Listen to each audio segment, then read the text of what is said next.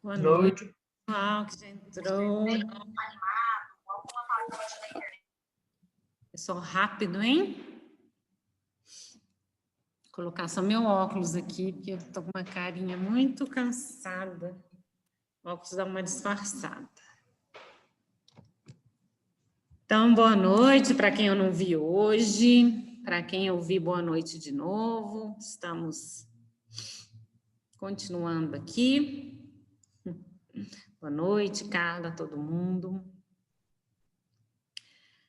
Pessoal, eu vou continuar hoje a matéria de dissolução, que a gente começou na semana retrasada, e semana passada eu dei a devolutiva da prova, que eu tinha esquecido, e hoje a gente termina a dissolução, e na semana que vem, como hoje fecharam-se as 3 turmas que tinham que fazer a curva de calibração lá no laboratório, o que acontece?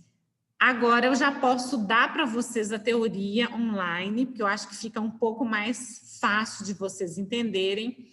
E também eu posso até escrever aqui no quadro, porque agora a gente está dando as aulas online na sala de aula. Então, se eu precisar fazer uma conta, escrever para vocês, vai ficar melhor de vocês verem essa aula de curva de calibração. Então, a minha ideia era essa mesmo, primeiro fazer as práticas com todos os alunos, né? Ou seja, 3 semanas, e aí sim, eu vou ensinar para vocês a entrar no Excel, a fazer a curva de calibração, a calcular a equação da reta, a calcular o coeficiente de correlação, que é o R ao quadrado, e a usar a curva. Então, eu vou dar para vocês uma absorvância de uma solução e vou falar assim, qual que é a concentração da solução?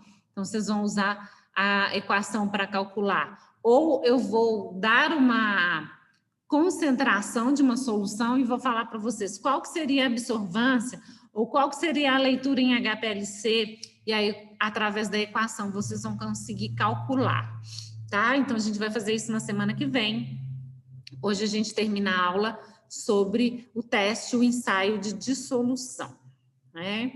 Então, é por aí, vou esperar chegar mais alguns alunos para a gente fazer a chamada, tá? E eu vou começar a apresentar aquela aula que a gente já viu uma parte dela, né? Deixa eu ver aqui onde nós paramos. Eu já sei, foi lá na equação de Stokes, eu acho. Agora eu não sei direito.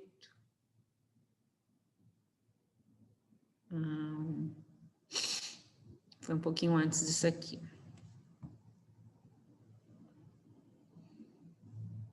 Devia ter marcado, mas agora eu estou meio perdida aqui.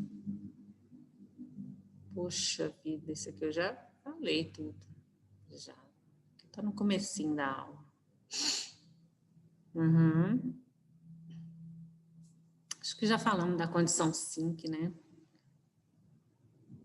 A gente estava aqui, nessas equações. Então, eu vou só voltar um pouquinho aqui nessas equações para a gente relembrar.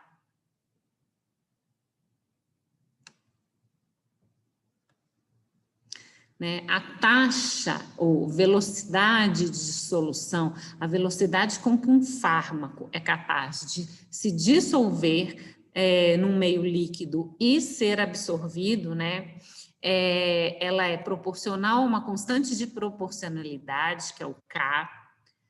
Ela é proporcional a essa diferença que tem aqui, essa subtração, que é a concentração de saturação do meio, quer dizer, a quantidade, a concentração em que aquele fármaco tem que estar para que aquele meio esteja solubilizado o máximo daquela substância e não consegue solubilizar mais nada, né? Que é a taxa de saturação, menos a concentração atual, né? A concentração no tempo X, no tempo T, tá?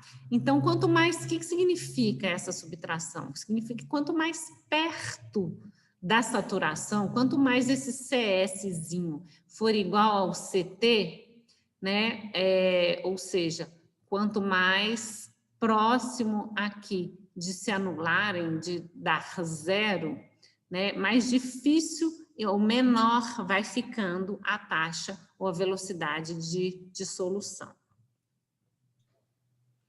Então, essa foto que eu tinha mostrado aqui era de uma partícula, né? Em volta da partícula existe sempre essa camada de difusão, que é uma camada onde o meio vai ficar mais concentrado com aquela substância, obviamente, até pela proximidade da partícula. Então, as moléculas vão se liberando da partícula e vão ficando dissolvidas no meio. E em volta aqui da partícula vai ter uma concentração maior do que no restante do meio, né? E a gente sabe que no equipamento de dissolução tem sempre um aparato, pode ser uma pá girando aqui, pode ser um cestinho girando, que vai tentar, né, desfazer ou aumentar, diminuir a concentração ou desfazer essa camada de difusão, para que esse fármaco consiga continuar, né, liberando liberando moléculas aqui sendo solubilizadas, né? Então, a velocidade de solubilização, de acordo com a lei de difusão, seria proporcional à concentração do filme de solução saturada que se forma ao redor da partícula sólida, e também seria proporcional à concentração daquela partícula no restante da solução. Continuando, né, a equação que a gente falou, só para a gente acrescentar mais algumas variáveis aqui, a gente acrescentou esse S maiúsculo, que significa a área de superfície do sólido, gente. Isso aqui é uma questão de física básica que eu imagino que vocês vão entender, porque é bem prático isso. Então, quanto menor o tamanho da partícula, ou seja, quanto maior a área superficial, né? Se eu tenho 1 grama de fármaco naquele medicamento, só que eu tenho ele mais finamente dividido, as partículas estão micrométricas, então eu tenho ali, ó, bilhões de partículas micrométricas. Eu tenho uma área de superfície, uma área em contato com o meio líquido ali, bem maior do que se eu tivesse 4 partículas só daquele sólido. É a mesma quantidade, 1 grama, mas ele está ali compacto em 4 partículas. Então, eu vou ter muito menos área de superfície e muito menos probabilidade de mais moléculas, né, se dissolverem e irem para o meio líquido. Então, quanto maior a área de superfície, maior a velocidade de dissolução. E é isso aqui que a equação está falando, ó.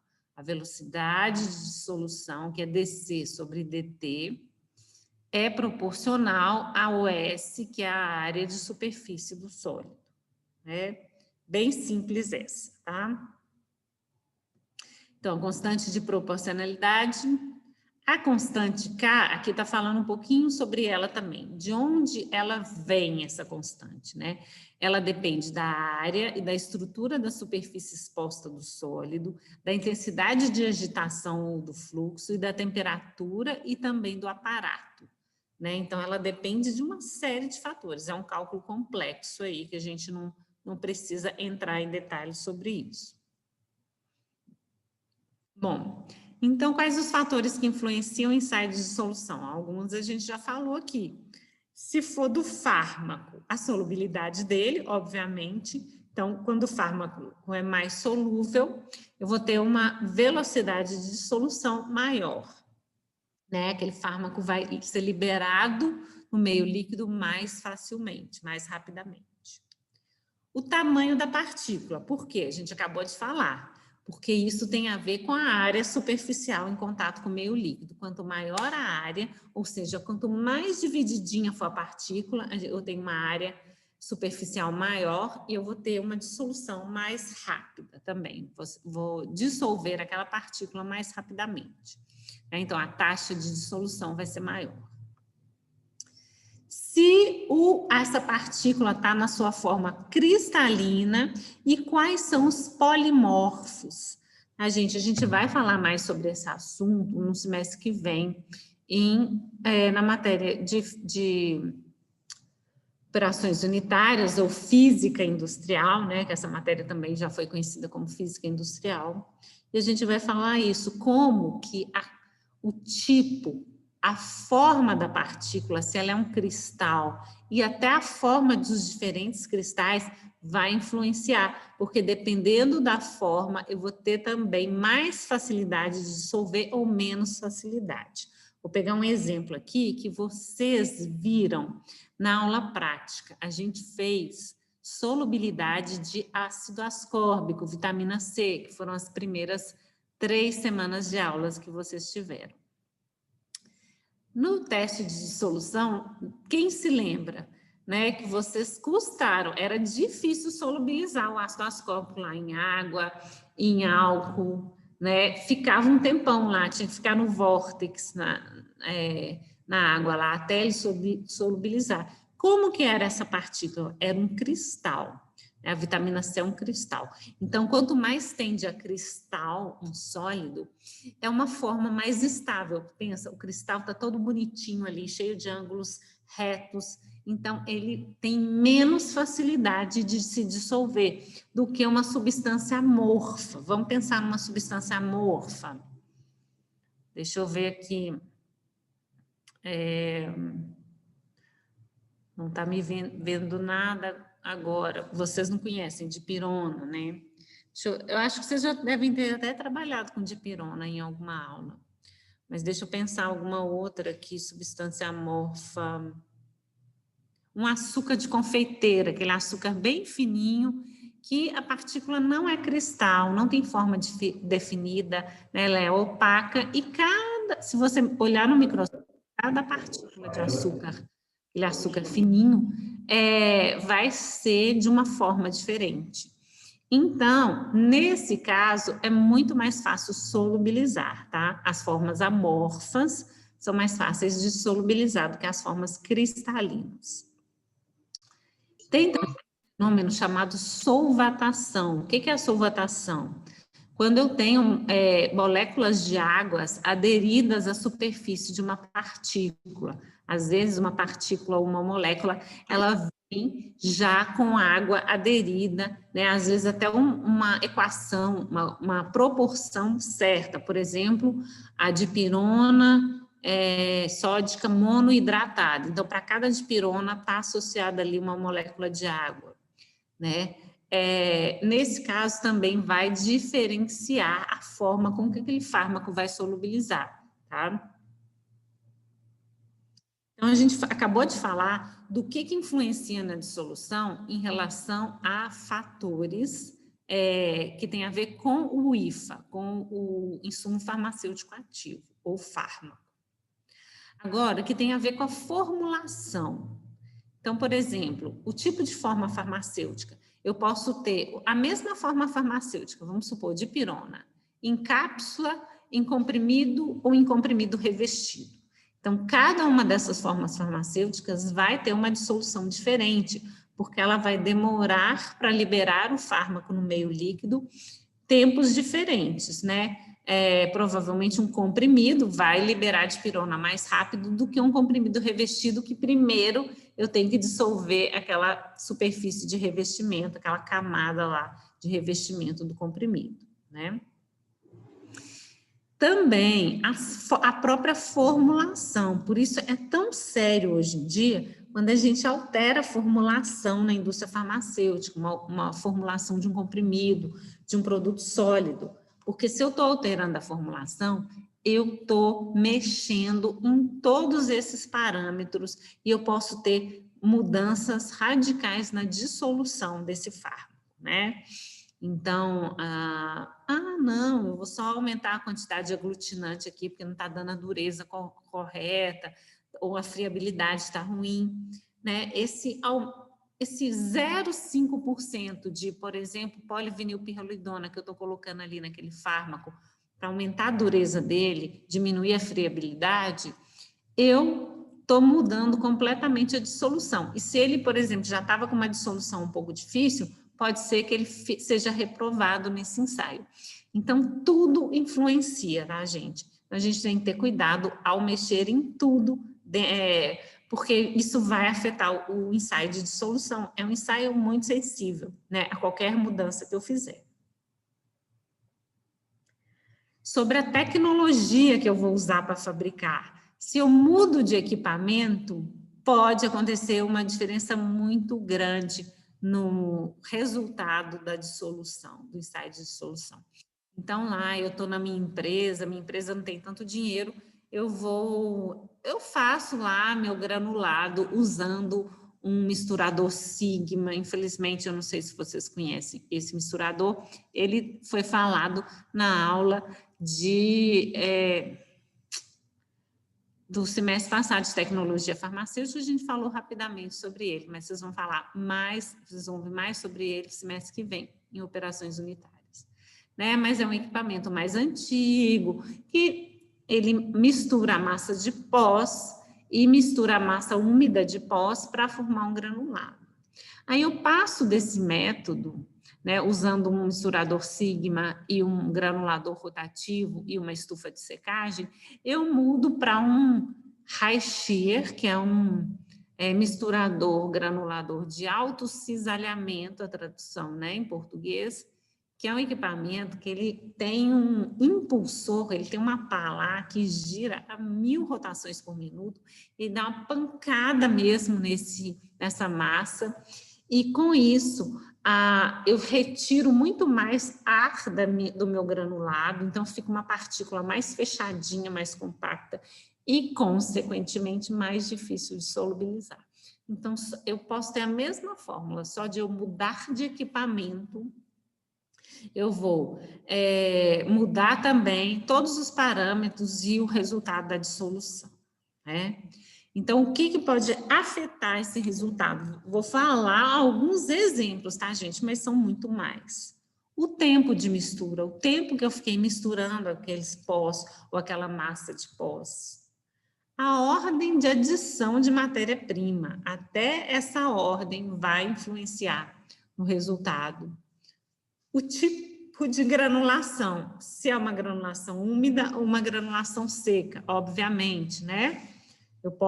Vocês viram lá naquela aula, lá do semestre passado, de Tecnologia Farmacêutica 2, que eu tenho vários métodos para granular, para fazer o granulado antes de obter o comprimido. Então, granulação úmida, eu vou molhar a massa de pós, fazer um granulado úmido e depois secar. A granulação seca, eu vou passar essa mistura de pós secos num granulador rotativo, que ele tem 2 rolos compressores. Depois eu vou quebrar, né, esse material aí obtido e comprimir.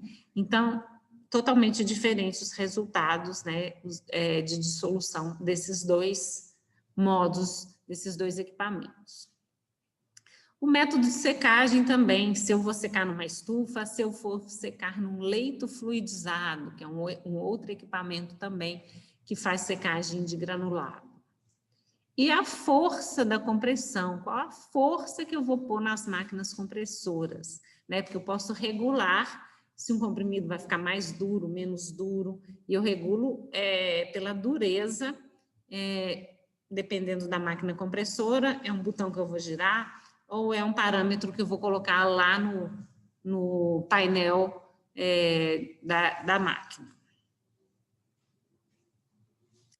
Então, a gente já falou dos fatores do fármaco, dos fatores da formulação, dos fatores da tecnologia, e agora a gente está falando dos fatores do equipamento, né? Então, quais são esses fatores que podem influenciar? Então, estou falando aqui do dissolutor.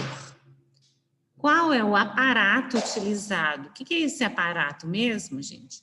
Eu mostrei lá no início para vocês que a gente tem um aparato pá, que é uma pazinha que fica girando no equipamento, e a gente tem um aparato chamado cesta, que a gente coloca, por exemplo, uma cápsula lá dentro, e a cesta fica girando também. Tem mais outros aparatos, tá, gente, diferentes, que eles são usados, por exemplo, em comprimidos de liberação prolongada, comprimidos de liberação retardada, né, esses comprimidos diferentes. Existem também as âncoras, o que vocês estão vendo aqui, né? São fotos de âncoras. As âncoras são esses dispositivos que a gente usa algumas vezes dentro do dissolutor para a cápsula ou para aquela forma farmacêutica não ficar boiando lá em cima. Porque quando a gente coloca a forma farmacêutica naquela cuba com o líquido, ela tem que ficar lá no fundo. Inclusive, a gente tem que colocar e só depois começar a girar o aparato, né? Para a gente fazer a técnica correta. Então, qual o aparato utilizado? Qual a geometria do sistema? Né? As especificações ali, todas daquele equipamento. A vibração do sistema. Então, tem pessoas... a minha empresa, quando eu tinha aquela empresa de qualificação, eu já fiz muitas vezes isso, a qualificação do equipamento de dissolutor.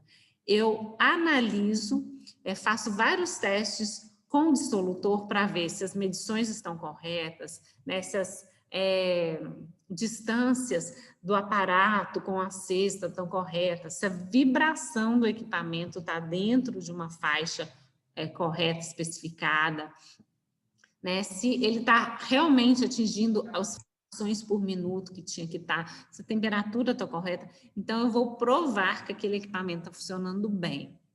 Né? Por quê? Porque qualquer coisinha, se ele estiver descalibrado, vai dar uma influência no resultado final desse ensaio de dissolução.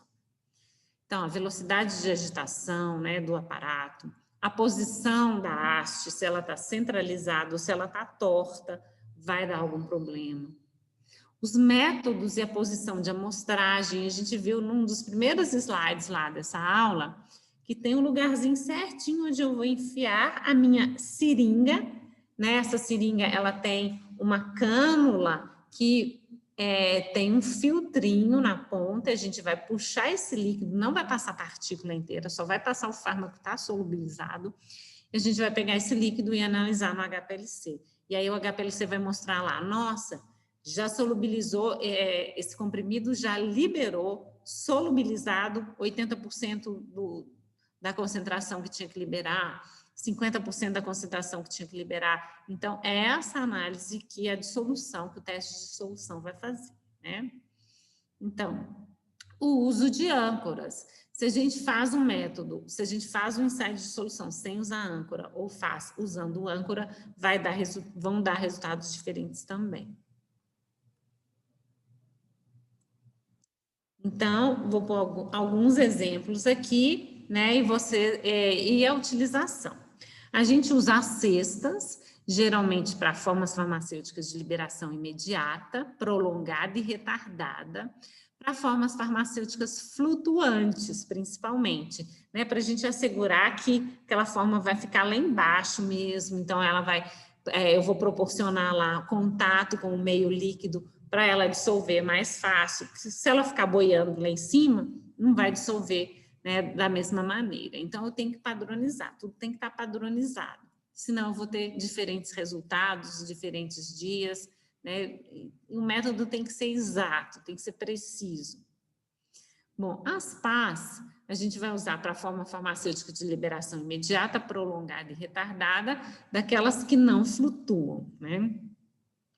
Tem um outro aparato que chama cilindros alternantes. A gente vai usá-los preferencialmente quando tem formas farmacêuticas que vão reagir diferentes em diferentes pHs.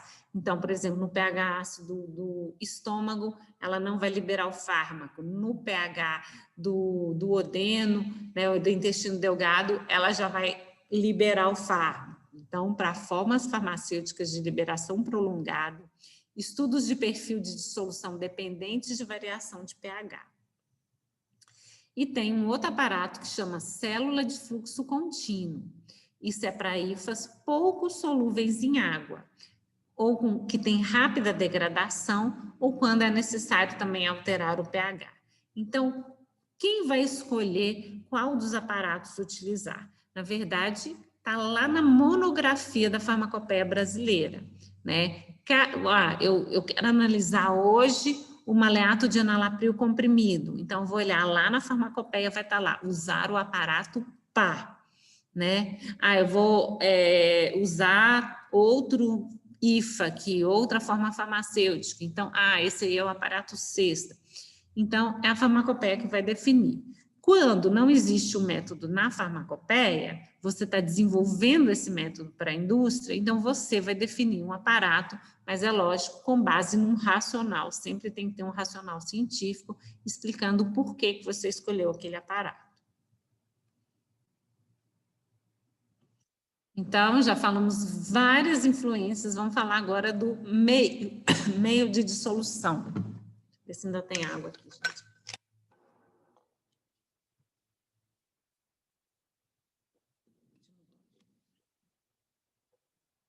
Meio de dissolução. O que pode influenciar nesse meio de dissolução?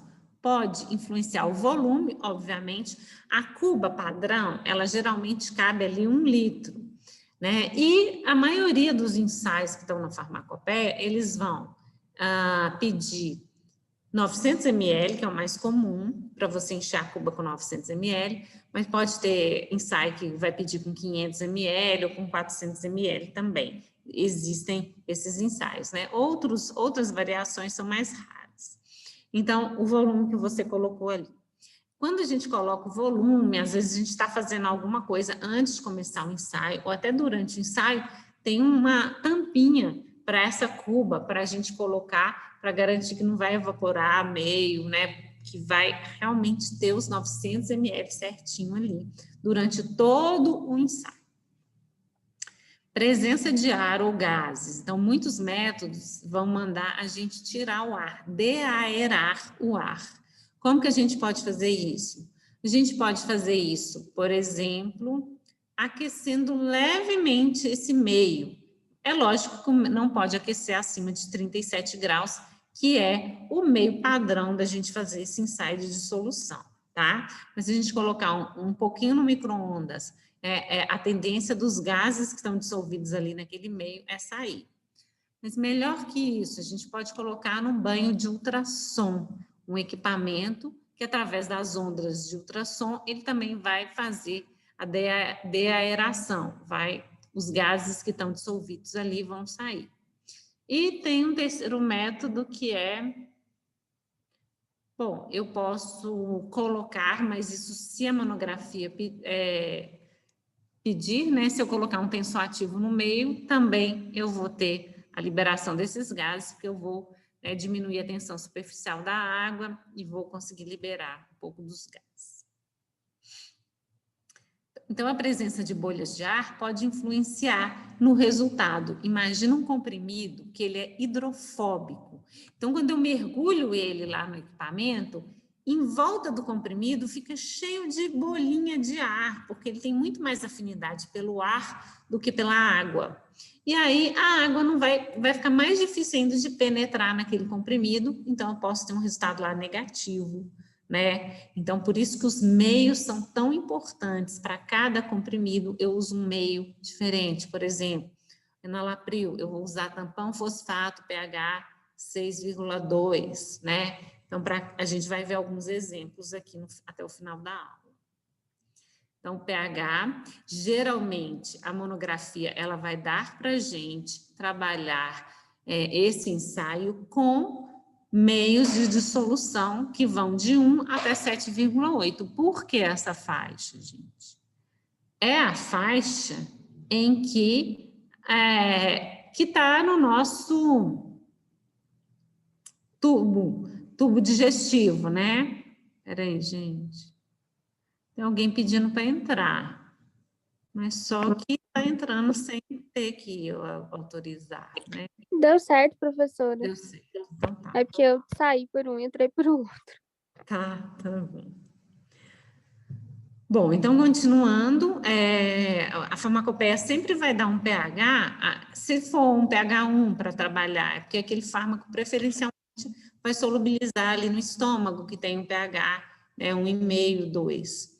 E se for um pH mais alto, é porque tende a solubilizar, né, à medida que vai aprofundando ali no trato gastrointestinal. né? Então, a evaporação do meio também influencia, porque se eu evaporar a água ali, uma boa parte da água, eu vou ter uma solução mais concentrada, vai dar um erro também no ensaio. A temperatura do meio, né, que tem que estar a 37 graus mais ou menos 0,5, ou seja, 36,5 até 37,5.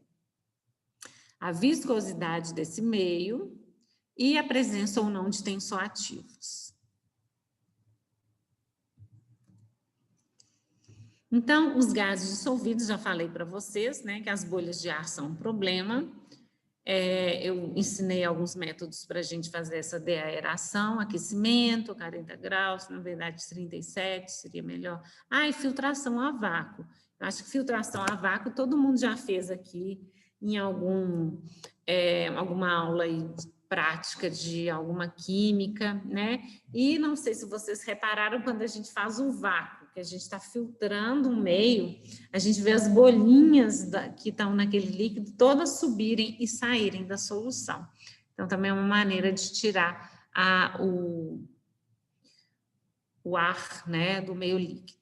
Tem também aplicação de gás hélio, que vai fazer essa desaeração também, mas esse método eu nunca vi, tá, gente?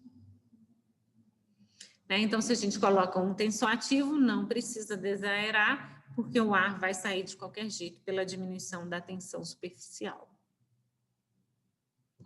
Então, aqui alguns exemplos de meios que são usados nesse ensaio. O suco gástrico simulado, a gente chama de SGS. É uma solução de ácido clorídrico 0,1 normal até 0,001 normal. Então, tem muitos métodos que usam esse meio. Suco entérico simulado é outro meio que a gente usa um tampão acetato, né? pH que varia de 4,1 a 5,5, tá? A gente pode usar água simplesmente, tem alguns métodos farmacopéicos que pedem água. E várias soluções de pH diferentes, de que vai desde 1,2 a 6,8, né? Posso, às vezes, ter que colocar algum tensoativo, por exemplo, lauril sulfato de sódio, os polissorbatos, né? 20, 40, 60 e 80. E o suco gástrico simulado, suco entérico simulado com enzimas, né? Nesse caso das enzimas, gente, por exemplo, no caso de uma cápsula, em que a gelatina lá da cápsula, ela meio que forma uma cápsulazinha ali no fármaco e não vai deixar ele dissolver. Então, a gente usa algumas enzimas para quebrar e desfazer essa gelatina e liberar o fármaco mesmo, né? E são enzimas que estão no nosso trato gastrointestinal, então, eu não estou interferindo, eu não estou fazendo uma coisa artificial, porque são substâncias que vão estar ali presentes de qualquer maneira. Bom, então, a gente tem alguns sistemas diferentes, né? O sistema de liberação imediata, essas formas, por exemplo, um ácido acetil salicílico comprimido, é um comprimido para dor, principalmente dor de cabeça, então eu tenho que tomar e ele tem que se desintegrar e se dissolver o mais rápido possível, porque é dor, eu tenho que ter uma ação imediata, né? Então, tem um método geral, mas cada comprimido, gente, isso é importante, cada tipo de produto tem um critério de aceitação diferente, que está lá na monografia, está na farmacopeia brasileira, mas ele é específico para cada produto. Então, no geral, quando é um produto de liberação rápida, o método vai pedir para liberar mais que 85% em até 1 hora. Mais que 85% do fármaco tem que liberar em pelo menos 1 hora, né? E aí vai ter as variações. Se liberação prolongada, liberação retardada, vai ter outros critérios de aceitação, tá? Então, nesse caso de liberação imediata, eu tenho que ter uma ação rápida, é por isso. E no caso de uma liberação modificada ou retardada, eu vou ter liberações controladas ao longo de um tempo. Então, às vezes, eu tenho que fazer várias retiradas do líquido para fazer a análise e para ver o que está acontecendo, né? Se teve uma primeira liberação com meia hora, depois teve uma segunda liberação 3 horas depois ou 4 horas depois, né? Então, eu tenho que fazer testes diferentes ali, acompanhamentos diferentes no dissolutor, tá? Aqui eu tenho um desenho esquemático, né, de uma cuba lá do dissolutor, e eu tenho o aparato cesta, né? Ele é uma cestinha mesmo, feito de uma telinha de aço inox, tá? Essa telinha, ela pode ser revestida de um material plástico, um tipo de teflon, né? Tudo, absolutamente tudo tem as medições aqui, as medidas. Por exemplo, essa telinha, ela tem que ter 40 mesh, né, a abertura do lumen, o diâmetro de 0,25 milímetros, a abertura da malha X, né, a distância aqui, por exemplo, dessa cesta é 27 centímetros, com variação de 1 milímetro só a altura dessa cesta. Aqui nesse desenho eu mostro onde eu vou coletar, mais ou menos, que eu vou puxar com a minha seringa a amostra do líquido para eu fazer uma análise lá de espectrofotômetro ou HPLC ou outra amostra. Então, falando da cesta, né, eu uso a cesta com comprimidos revestidos e cápsulas também. A cesta, ela tem uma velocidade de agitação, que está nas monografias, lá varia de 50 a 100 RPM. Né? O volume do meio vai ser de 500 a 1000 ml. E o tempo que vai ficar ali com aquele comprimido até eu pegar uma amostra é de 30 a 60 minutos. Agora, a gente tem um desenho esquemático do aparato PA, né? Eu peguei esses desenhos lá da Farmacopeia Brasileira. A pá, ela já fica bem mais funda, porque a forma farmacêutica está caidinha lá no fundo da cuba, né? E a pá fica girando aqui, fazendo a movimentação desse meio. Aqui, ó, onde tem essa bolinha, é o ponto de coleta que eu vou coletar. Então, da pá é um pouco mais baixo do que da cesta, eu vou coletar mais ou menos nesse nível aqui, que eu vou puxar a seringa, né, para eu pegar uma amostra do líquido e fazer a análise lá de teor, né, no HPLC, ou no espectro, ou em outro equipamento que eu for usar. Também tem todas as medições dos ângulos, da altura, né, o final da pá com o fundo da cuba, quanto que tem que dar. Então, tudo é bem especificado. Ela é usada para comprimidos revestidos, cápsulas, né? Eu estou falando essas formas farmacêuticas aqui, mas tem mais, tá, gente? Por exemplo, suspensão líquida oral. Eu faço o ensaio de dissolução. Por quê? A gente viu lá no comecinho que esse ensaio ele é feito para medicamentos que estão na forma não solubilizada. E na suspensão, o fármaco está não solubilizado. A velocidade de agitação é de 50 a 75 RPM, né? Então, a velocidade da pá é um pouco menor, a máxima dela é um pouco menor do que a cesta. O volume também varia de 500 a 1000, o tempo de 30 a 60 minutos, geralmente, tá? E a gente coloca o comprimido antes de ligar a pá. Agora a pá para suspensões orais, que era isso que eu queria falar. A velocidade é de 25 ou 50 RPM, né? A gente põe uma velocidade mais baixa, o volume é o mesmo, o tempo também, né? E a gente vai ter que verificar caso a caso, como que eu vou injetar essa amostra que é uma amostra líquida, como que eu vou injetar ela dentro da cuba para começar o experimento. E a quantidade que eu vou colocar é a quantidade de uma dose. Então, se ela é uma suspensão de amoxicilina, que eu tenho que fazer a análise, tem que tomar 10 ml, então a minha amostra que eu vou jogar dentro da cuba é 10 ml. Bom, gente, aqui nessas fotinhas, eu estou mostrando para vocês, né, partes de equipamentos que a gente compra separado ou junto do dissolutor. Aqui tem uma cuba, as cubas são soltas assim, né, depois a gente tira, lava, volta para o equipamento. E a gente tem cubas de capacidade de até 2 litros, mas o que a gente usa mesmo nas indústrias aqui, meu Deus do céu, ela está buzinando ali sem parar, me atrapalhando aqui. Bom, o que a gente usa nas indústrias farmacêuticas aqui é geralmente a de 1 litro, desculpa, 1000 ml, né? Geralmente ela é de vidro. Aqui, ó, eu estou mostrando a tampinha que a gente coloca na cuba. Geralmente a gente coloca essa tampa depois que a cuba, no equipamento, já desceu aquela parte lá que vem com o aparato, então já está a pá lá dentro. Então, por isso que eu tenho essa abertura lateral aqui, para eu conseguir encaixar essa tampinha, né, mesmo com a pá lá já dentro da cuba, ou a cesta, né? Por exemplo, aqui embaixo eu tenho uma haste para cesto. Essa haste eu vou acoplar lá no equipamento e depois colocar o medicamento aqui dentro desse cestinho, ó, que está do lado, que é uma cesta de dissolução.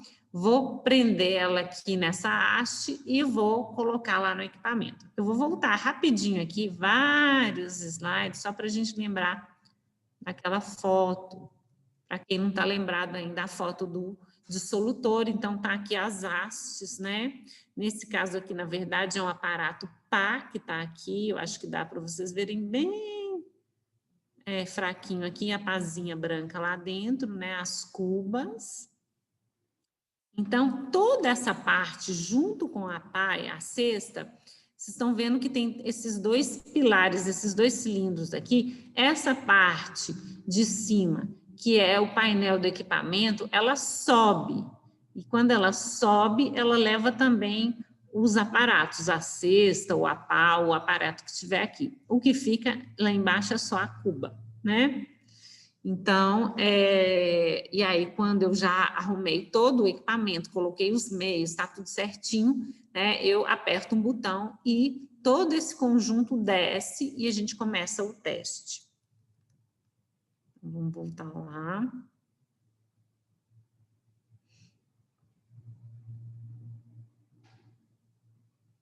Aqui eu tenho a pá, né? Uma fotinha aqui da pá também, ela também é feita de aço inox, todas são de aço inox 316, né? Revestido de um polímero plástico aí também especial.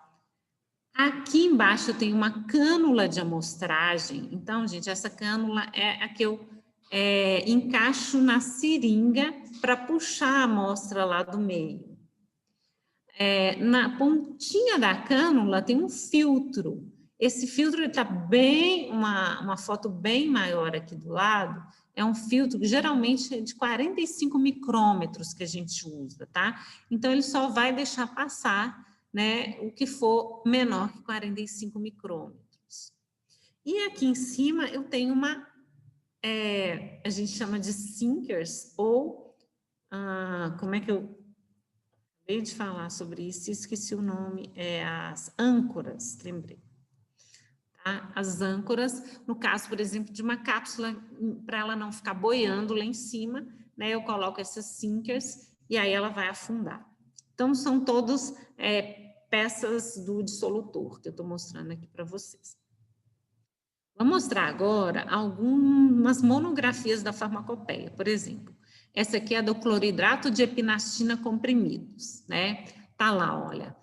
Isso aqui, gente, é a monografia que tá lá no volume 2. Se você quiser saber como fazer o teste de dissolução, tem que ir lá no volume 1 da farmacopeia, que ela descreve o teste. Aqui, ela vai descrever só o que é específico para esse produto cloridrato de epinastina comprimido. Então, eu vou usar para ele meio de dissolução ácido clorídrico 0,1 molar, 900 ml de meio. A aparelhagem que eu vou usar, o aparato vai ser pá, e eu vou programar o equipamento para 60 rotações por minuto, 60 RPM. e o tempo que eu vou deixar o cloridrato de epinastina comprimido lá se dissolvendo é 45 minutos. Depois desse tempo, quando der 45 minutos, eu pego a seringa com aquela hastezinha, o filtro, e puxo uma amostra para analisar, né? Então, aqui, falando que eu vou analisar conforme o método que está lá na monografia doseamento, na monografia de cloridrato de epinastina, e está explicando aqui como que eu faço a solução padrão, né? Como que é o procedimento, como que eu vou ler, tá? Essa amostra e o critério de aceitação do ensaio de dissolução. Então, está aqui embaixo. Não menos que 75%, entre parênteses, que da quantidade declarada de cloridrato de epinastina se dissolve em 45 minutos. Daqui a pouquinho eu vou explicar o que é esse que para vocês. Então, para a gente fazer um ensaio de dissolução, alguém tinha me perguntado isso há 2 semanas atrás. Se eu faço o primeiro e dá reprovado, eu tenho uma segunda chance de fazer. Eu tenho 3 chances de fazer esse ensaio, tá, gente? Aqui nessa tabela 1 é tirado da Farmacopeia Brasileira, volume 1, que fala do método de dissolução. Então, no estágio E1, eu uso 6 amostras, né? Cada unidade tem que ter um resultado maior ou igual a Q mais 5%. Então, voltando nesse de ontem, do slide anterior. O que é 75%. Então, qual que tem que ser a liberação do cloridrato de epinastina? É Q mais 5%. Então, 80% de cloridrato de epinastina tem que ser liberado de todas as cubas, e eu vou verificar isso no ensaio de doseamento que eu vou fazer. Todos têm que ter pelo menos 80%, que é o 75% mais 5%. Se todos tiverem, o comprimido está aprovado, acabou o teste. Agora, se algum comprimido falhar aqui, o que eu faço? Eu passo para o estágio 2 e eu vou testar mais 6 comprimidos de novo. E aí eu vou pegar a média do ensaio 1 com o ensaio 2, do estágio 1 com o estágio 2, e essa soma das 12 unidades, né? Essa média tem que ser igual ou maior que Q, aí não tem mais os 5%. E nenhuma unidade pode ter resultado inferior a Q menos 15, que seria o 75 menos 15, 60%. Nenhuma unidade pode liberar menos que 60% do fármaco. Pensa, isso é muito pouco já, né? E mesmo assim, se reprovar, ainda tem um terceiro estágio, gente, pasmem, né? Que eu vou fazer com mais 12 amostras. Então, eu tenho que usar mais 2 vezes o dissolutor, porque não cabe 12. E aí, eu pego uma média de 24 unidades, que vai ser A1, mais E2, mais E3. E tem que ser igual ou maior que Q. Não mais que 2 unidades podem apresentar resultados inferiores a Q menos 15 e nenhuma pode ser inferior a Q menos 25. Aí, gente, já não está liberando é nada, né? 75 menos 25 está liberando 50% só do fármaco. Então, esse teste, eu acho ele pouco rigoroso, mas isso é para vocês verem que realmente dá problema, né? Então, pode ser que você tenha tomado um comprimido, ele só vai liberar no seu organismo 50% do fármaco e ele está aprovado, né? 51%, vamos dizer assim. Porque não pode liberar menos que 50%.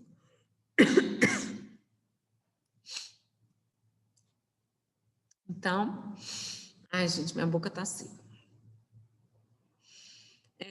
Falando das suspensões orais, o que vai afetar, né, essa dissolução das suspensões?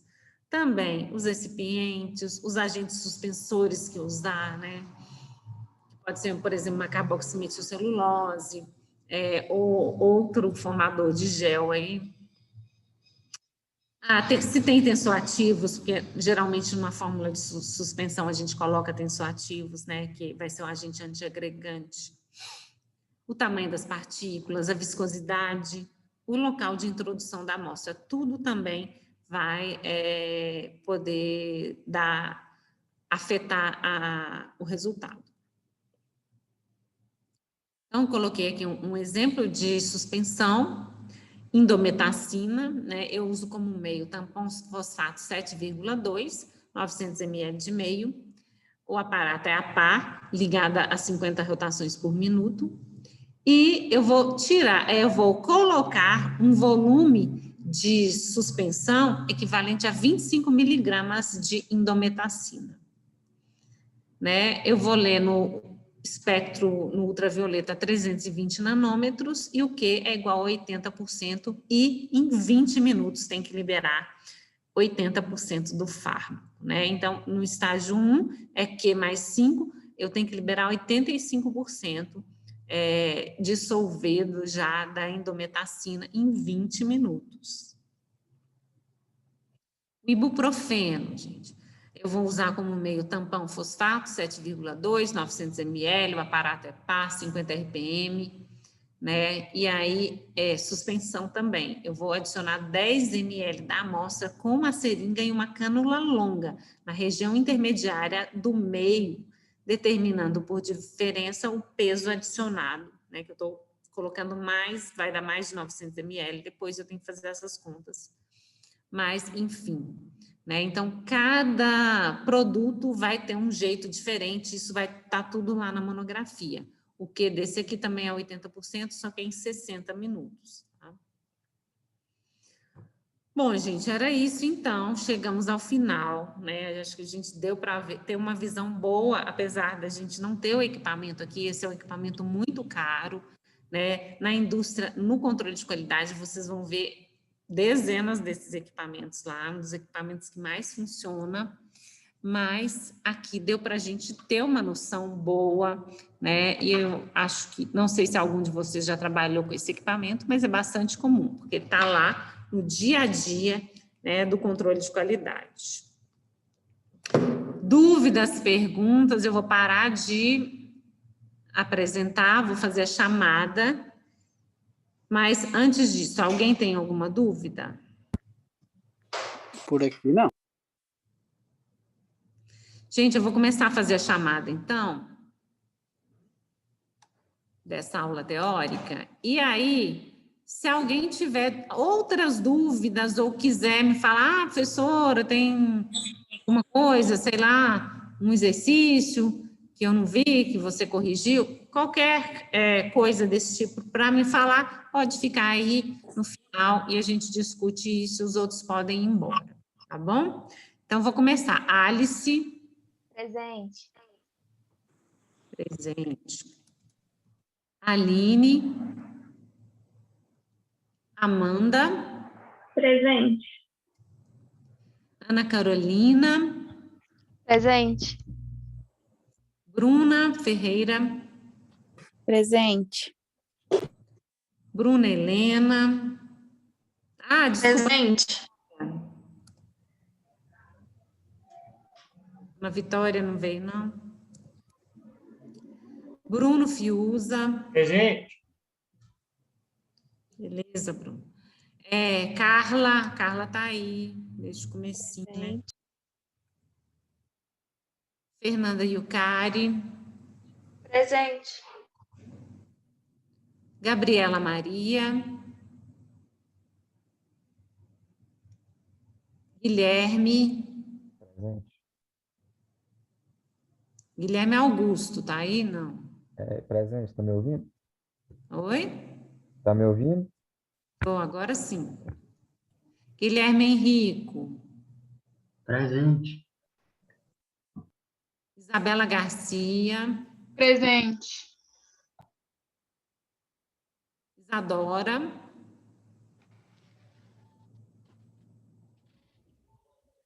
Jaqueline. Presente, professora. Jasmilene. Presente. José Augusto. Presente. Keila. Laila. Laila Oliveira. Dormiu. Letícia, Presente, professora. Mariana Mendes. Oi. Oi. Mariane Noel. Monique. Presente. Natália. Natália está presente? Professora, depois dá só uma olhadinha na mensagem que eu te mandei no WhatsApp. Tá bom. Deixa eu ver se a Natália está aqui. Ah, tá. Agora que eu vi, porque está escondida aqui para mim. Samuel. Presente, professor. Obrigada. Segunda está aqui comigo. Stephanie. Presente, professora. Presente. Thais Batista. Presente. Thais Santiago. Presente, professora. Tchau, boa noite. Rita. Presente, prof. Tiago José. Presente. Tiago Fernando. Presente. Presente. Vanessa. Presente. Vanessa, tá tudo bem? Você não foi na aula prática? Professora, estava passando mal. Imagina que isso não é de faltar. Melhoras para você.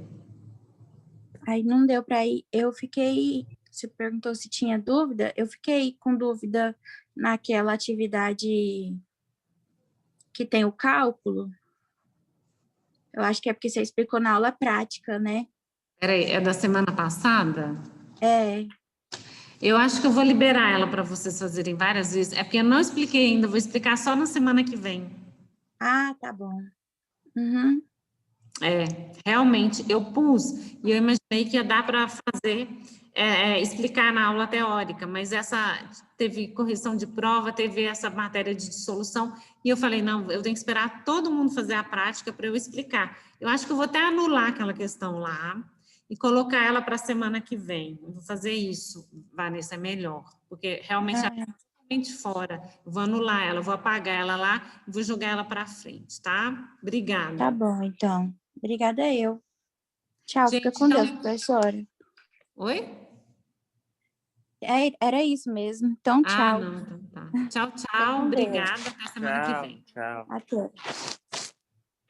Pessoal, quem mais tem coisas para me falar aí? Mais alguém? Se não tiver, boa noite para todo mundo. Boa noite, professora. Tchau. Boa noite, Vou ler aqui, professora. tá, Mariana? Tchau, tchau. Obrigada.